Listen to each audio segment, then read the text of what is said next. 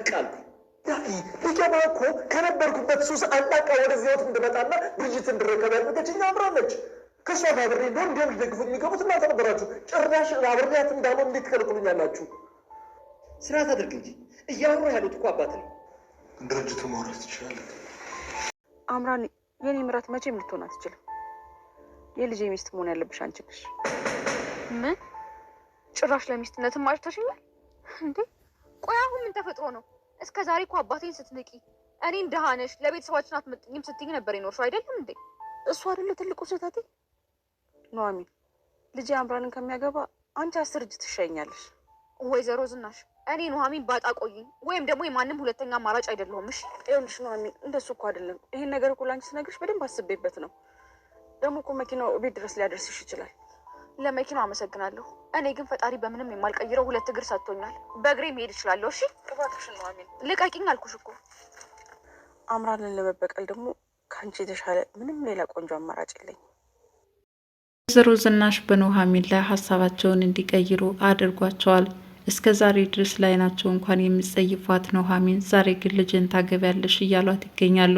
ኑሐሚን ግን ስትፈልጊ አግቢ፣ ስትፈልጊ ሂጂ የምትኝ ባጣ ቆየኝ አይደለውም፣ ሁለተኛ እንደዚህ አይነት ነገር እንዳታስቡ በማለት ከመኪና ለመውረድም ተገዳለች። ወይዘሮ ዝናሽ ታዲያ ከምንጊዜውም በላይ አሁን አምራንን የምበቀልበት ጊዜ ነው።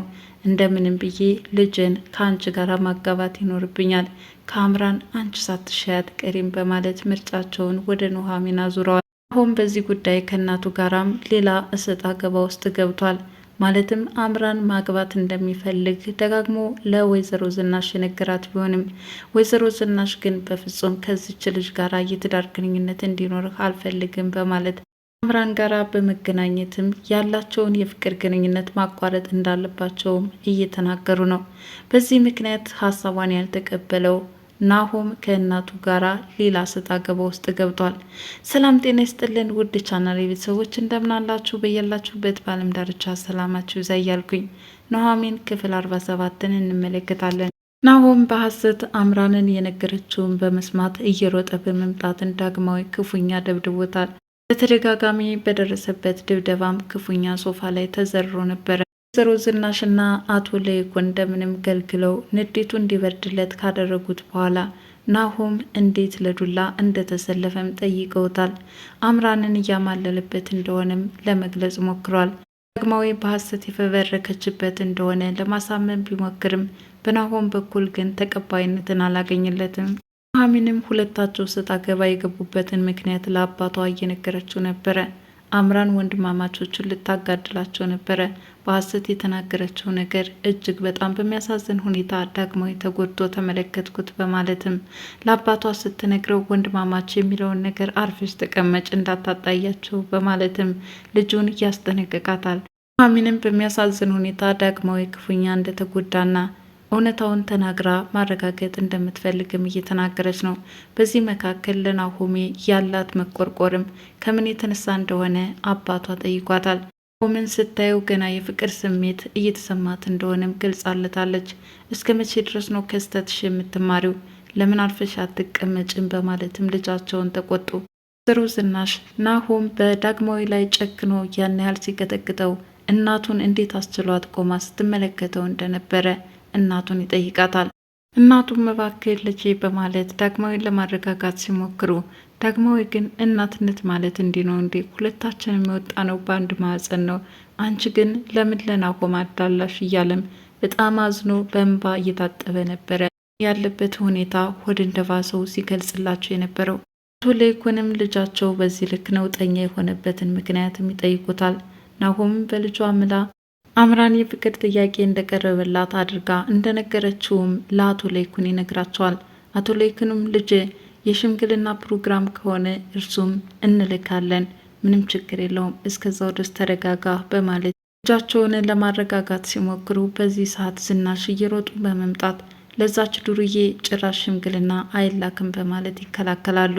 እርሷ ባለጌ አይደለችም፣ ይልቁንሽ ዳግማዊ እየተባለ ባለጌ እርሷን እንደዛ የራት ግብዣ ላይ ተቀምጦ ሊያማልላት ፈልጎ ነበር እያለም ዳግማዊን ስሙን ሲያጠፋ ይህን ወይዘሮ ዝናሽ ናሆምን ተናደው በጥፊም ይደረግሙታል። ወይዘሮ ዝናሽም ከአምራን ጋር በመገናኘት ዳግማዊ እንደዚህ አይነት ባህሪ እንደሌለው ይልቁንስ የራሷ የፈጠራ ወሬ እንደሆነም ለአምራን እየነገሯት ነው። አምራንም ሀሰት ከሆነ ለምን በልጄ እምላለሁ በማለት ለማስመሰል ሞከረች። ወይዘሮ ዝናሽም የፈለገውን ብታደርጊ አይሳካልሽም በማለት ከልጃቸው ጋር የጀመረችውን የፍቅር ግንኙነት እንደምታቋርጥም ትዝትባታለች። በእርግጥ የነገውን ሽምግልና ልታስቀሪው ትችያለሽ፣ እስከ ዘላለሙ ግን እኔና ናሆምን አትለይንም በማለትም አምራን ፍጥጥ ትልባቸዋለች። እስኪ ሲሆን እናያለን በማለት ልጃቸው ጋራ ማየት እንደማይፈልጉም አምራንን እንቅጩን ነግረዋታል። አቶ ለይኩንም አሁን ቤታቸው ውስጥ ከባድ ችግር እየተፈጠረ እንደሆነ ለአቶ ተሰማ ይነግሩታል። ማለትም ናሆም ያን ያህል ስሜታዊ ሆኖ ዳግማዊ ላይ ያደረሰው በትር እንዴት በዚህ ልክ እያሉም በጣም አዝነዋል። እንግዲህ የሚወደውን ይፈትናል። እርስዎ ለብዙ ሰው የሚተርፉ ጀግና አባት ነበሩ። ነገር ግን አንዳንዴ ደግሞ ካሰብናቸው ውጭ ያጋጥማል በማለትም የሚገባቸውን ያህል አቶ ለይኩን ከስሜታዊነት እንዲወጡም የተቻላቸውን እያደረጉ ነው። ታዲያ ወይዘሮ ዝናሽ በሽምግልና ሂደቱ ፈቃደኛ እንዳልሆነችም ገልጸዋል። ባትም ወይዘሮ ዝናሽ ፈቃደኛ ያልሆነችበት ምክንያት አምራን ከድሮ ፍቅረኛዋ እየተገናኘች ቢሆንስ በማለትም ገልጸዋል። አቶ ለይኩንም ይህንን በምን መልኩ ማወቅ ይቻላል ሲሉ አቶ ተሰማን ጠይቀዋል። አቶ ተሰማም እንደ በፊቱ ሰላይ ማቆም አለብን በማለትም ምክረ ሀሳባቸውን ለአቶ ለይኩን ለግሰዋል። አቶ ለይኩን አሁን የሽምግልና ፕሮግራሙ እንደሚካሄድ ወደፊት ያቀርንበትን ቤተሰቦቿ ያውቃሉ። በዚህ ሰዓት እንዴት ብለን ነው ሽምግልናው ይቅር የምንለው በማለትም ለአቶ ተሰማ ይነግሯቸዋል። አቶ ተሰማ እሺ ይቅር ማለቱ እንኳን ቢከብድ መዘግየት አለበት ማለትም ትችላለህ እያሉም ለአቶ ለይኩን ነገሩት። ዳግማዊና ናሆም ከተደባደቡ በኋላ ኑሐሚን ከዛ ቢሮ መቆየት በጣም ነው የደበራት። ሆኖም የስራ መልቀቂያዋን ሲቪ አስገብታ ያንን ቢሮ ተሰናብታ መሄድ እንደምትፈልግ ለናሆሜ ገልጻለታለች። ናሆሜ በምን ምክንያት ነው እንደዚህ እየሆንሽ ያለሽው በማለትም ጠይቋታል። እርሷም እንደዚህ እየሆንክ እዚህ ስራ ቦታ መቆየት አልፈልግም አለችው። አምራንም በሐሰት ከዳግማዊ ጋር ድብቅ የፍቅር ግንኙነት እንደመሰረተች አድርጋም ተናግራባታለች። ኑሐሚንም ይች አምራን የምትባል ልጅ ግን ምን አይነት ነገረኛ ናት፣ ዳግማዊ ውሸት አምናት ያለው ለካም ትክክል ነው በማለት በራሷ በደረሰባት ነገር በዳግማዊ የፈጠረችው ሐሰተኛ ነገር እንደሆነም ለመረዳት ችላለች።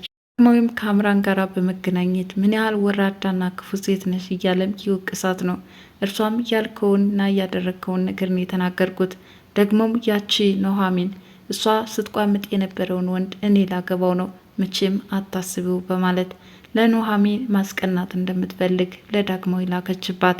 ዳግማዊ ግን ኑሐሚን እንዳንቺ አይነት ወራዳ ሴት አይደለችም፣ ለማንኛውም እኔ ማዝነው ገና ለሚያገባሽ ነው በማለትም አምራን እንደተናደደባትና በጥፊም አንድ ጊዜ ሊያቀልጣት ነበረ። አቶ ለይኩንና ናሆሚም ሌላ ሰጣ ገባ ውስጥ ገብተዋል።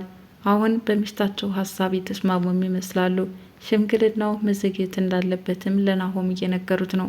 ናሆም ግን በፍጹም ይህንን ልታግስ አልችልም፣ በሆዷ ጽንስ ይዛለች፣ በእርሱም ምላ ነግራኛለች፣ ምንም አሉባልታ እየሰማው ጊዜ መግደል የለብኝም በማለት ከአምራን ጋር አብረው ለመሆን የተጣደፈም ይመስላል። የናሆም ቤተሰቦች ግን በዚህ ፈቃደኛ ባለመሆናቸው ናሆም የፈለገውን ለማድረግ አላስቻለውም። አቶ ለይኩን ፈቃደኛ ካልሆኑ ራሱ ናሆም በፈቃደኝነት ሽማግሎቹ እንዲመጡና በራሱ መጨረስ እንደሚፈልግም ነግሯቸዋል።